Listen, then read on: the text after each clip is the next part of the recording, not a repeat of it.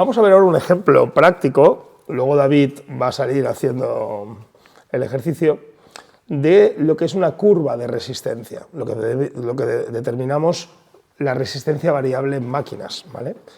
Y en la prensa, especialmente, vais a poder observar que la posición inicial, que es flexión de cadera, flexión de rodilla, 90-100 grados, la carga va a ir variando respecto a la parte final del empuje, cuando estamos con la rodilla extendida, la cadera extendida, más o menos al doble. ¿Por qué pasa esto? Lógicamente sería el equivalente cuando yo estoy de pie y cuando yo estoy agachado.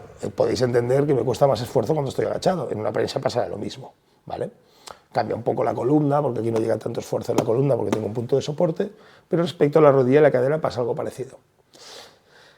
Eso significa que cuando estoy abajo, como el brazo de movimiento es mayor, la carga de mi peso, pues genera un momento torsional muy grande que obliga mucho más esfuerzo.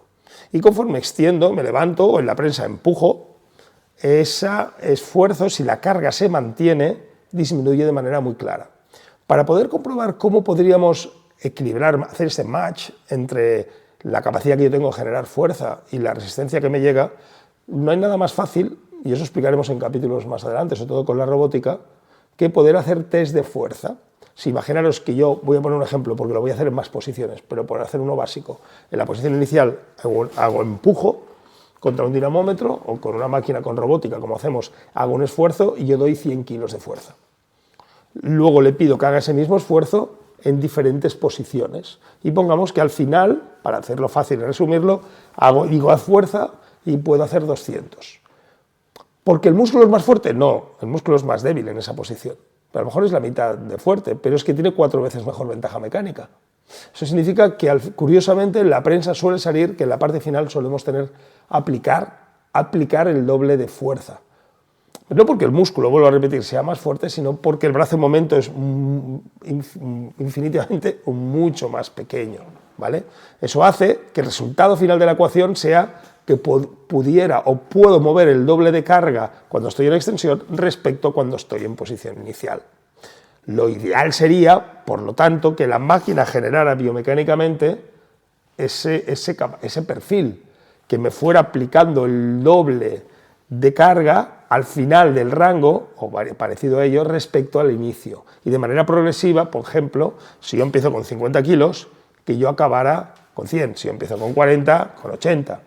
¿Sí? Yo empiezo con 30, con 60, de tal manera que me obligara a hacer un esfuerzo más continuo durante toda la repetición, ¿sí? Durante toda la fase, no una zona donde me cuesta mucho, que para quitármela de encima le pego un cebollazo, y luego en la mitad del recorrido me lo paso prácticamente sin resistencia.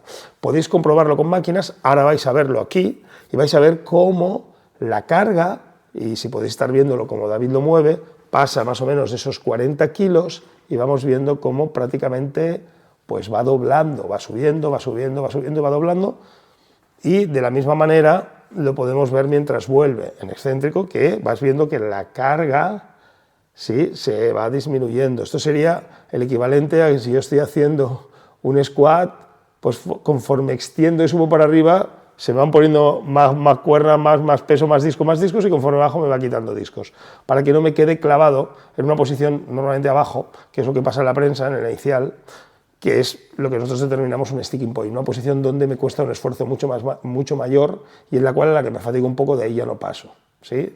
Intentando, bueno, la manera de la gente tiene es pegar golpetazos, intentar salirme. El objetivo muchas veces que se busca con las máquinas es que los perfiles se machen, ¿sí? que haya un esfuerzo parecido y eso genere una mejor eficiencia en el estímulo, que más tiempo y más zonas del recorrido sean mantenidas con una estimulación muy similar.